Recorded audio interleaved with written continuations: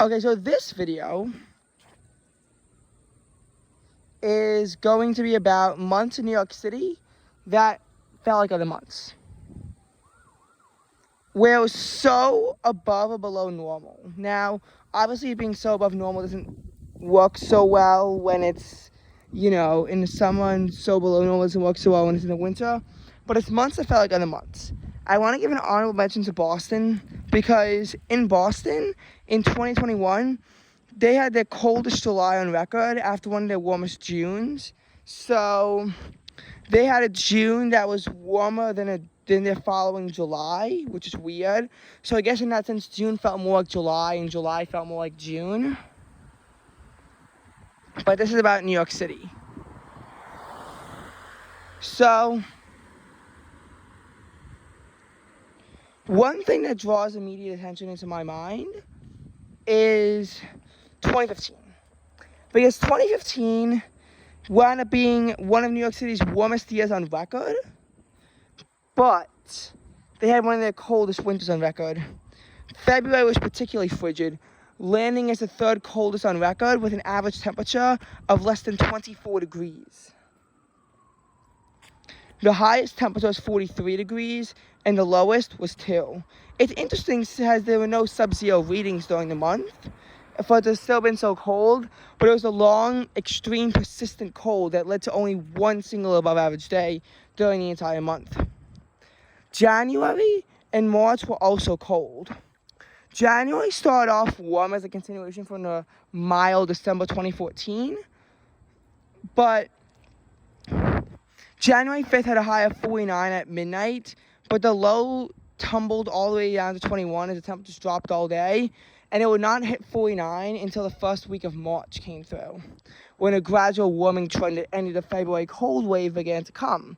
Despite this, March was still below average. However, only one other month of 2015 would wind up being below average, and that was by a very slight margin. Because that May would be the second warmest May on record and feel like June. The average high temperature, in fact, was only 0.1 degrees below what it would be in June. And the average temperature, well, I forgot what it was, aligned closely with June, and it was not that much cooler than the June following it. There weren't even any 90-degree days, which there were in June, but every single day had a high above 60, which did not persist into the first days of June, where there was a day with a high in the mid-50s in the beginning of June 2015.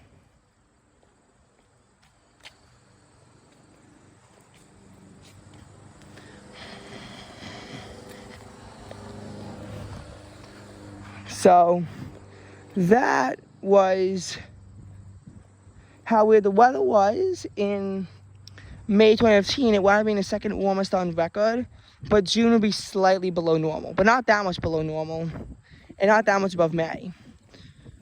We would have the third warmest August, which, like July 2022 and July 1944, would have highs at 80 or above on every single day. None of these months really had extreme readings. Their warmest were in the mid-90s. It was just a consistent warmth throughout the entire month that kept the steam going. September would wind up being the warmest September on record, and it felt like August. The mean temperature was 74.2 degrees, which was warmer than that June, despite June normally being warmer than September. There were other cases of these things happening, like, for example, when November 2020 was warmer than April 2020, because November 2020 set a record, and April was below average by a bit. Or how in 2017, we would wind up seeing a May that was cooler than October due to October setting a record for its warmth. I briefly thought that would happen again in 2021, found out how much warmer May was than October, did some math and realized that October was still 0.9 degrees cooler than the previous May. September even saw a 97-degree day in the city.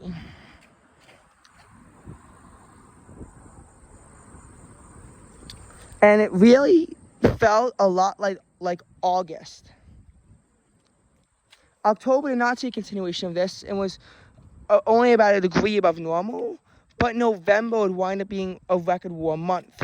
However, it wasn't so much so above normal, although it would be wound up being pushed on its second warmest because of 2020, November 2015, it wasn't so warm as to say that it, it wasn't so warm as to say that it could really be compared to like the previous October. I mean, it could, but it'll be a flawed comparison because that October would still have to be about 4 degrees below average. So it's not the best comparison. I mean, I could compare it to April, although it was still cooler than that year's April because that year's April in 2015 was above average.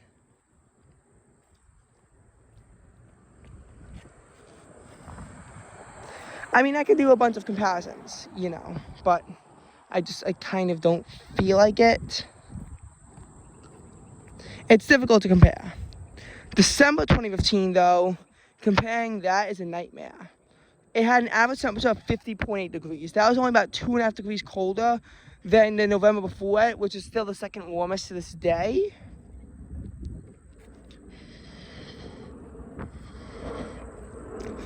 It set some records for how above normal it was. It was over 13 degrees above normal. Christmas Eve had a high of 72, and the low of 63 was the warmest low ever in December. It broke a record from 2013, but 2013 was different because it was only slightly above normal because there were a lot of cold days this year too. There's only one day with a below normal high, and every day had an above average mean temperature. Between November 30th and January 3rd, no day would have a below average mean temperature. And that January, which was 16 degrees colder than December, was still a bit above average. That December had some extreme warmth to it. And a lot of points it felt like spring. It almost felt like April, actually. I mean, if it was April, it still would have been below normal and probably by a lot more than thinking it is. But it wouldn't be that insane for it to have been April-like weather. It really isn't, and that's kind of remarkable, actually. There were definitely some days in there that felt like May. And there are some low temperatures in there that would remind me of June. I'm looking at you, Christmas Eve. In Oyster Bay, though, that day was a lot cooler, with highs in the mid-60s and lows in the mid-50s, I'm pretty sure. Because that's how wind off the water works. It can significantly ruin what would otherwise be a perfect winter day.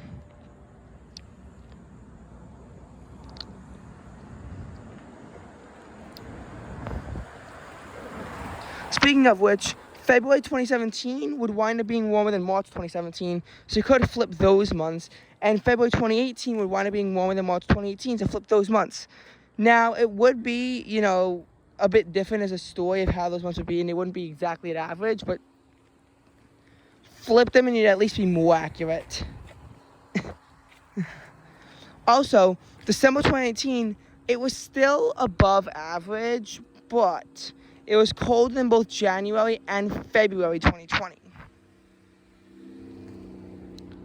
In fact, January 2020 had a high temperature of 69 degrees, which was warmer than April's highest temperature of 68 degrees.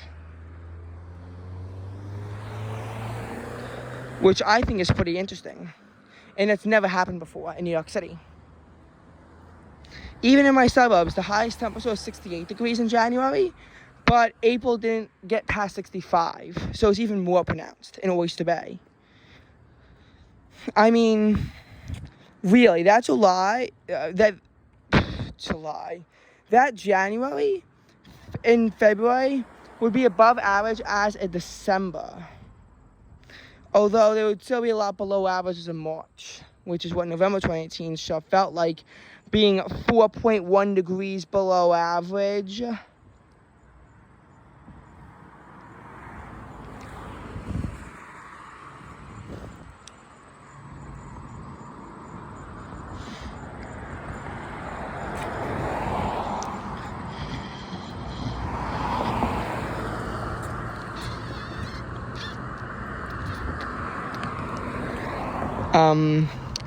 Yeah. Yeah, okay. So, moving on that note, God,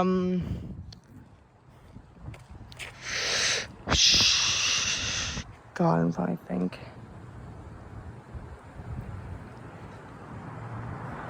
Oh yeah, people are gonna want to know about December 2021.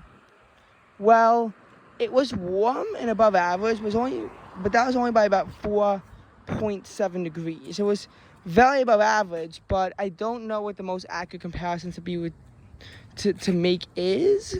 I mean, I think it was like a March, although March 2021 was quite a bit above average in of itself.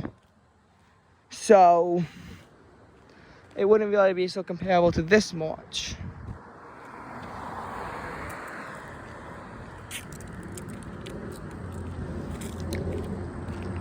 And in 2022, we haven't really seen that many extreme readings. So again, it's kind of hard to tell.